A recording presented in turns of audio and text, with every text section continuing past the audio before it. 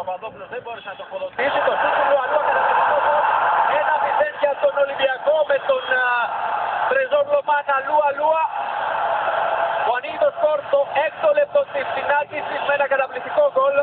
Εδώ βλέπετε τον Λουαλούα που αγκαλιάζει τον Κοβάσοβιτς και αφιερώνει τον γκολ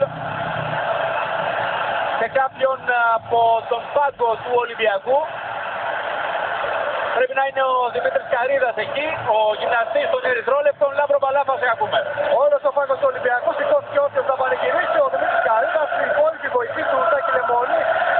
Όλοι οι παίκτες, όλη η αποστολή περίμενε αυτό το γκολ έτσι για να ξυπνήσει η κερκίδα ακόμη περισσότερο. Ο Ολυμπιακός, ο οποίος ήθελε από το γρήγορο γκολ, ο Τάκης Λεμονή το ζητούσε από τους παίκτες του προκειμένου να πάρουν και το ψυχολογικό αβαντάζ, αλλά να αναγκάσουν τον Παναθηναϊκό σε κάποια λάθη. Για να δούμε τώρα τον Ρωσίνη που μάχεται με τον Γκούμα. Καταπληκτικό.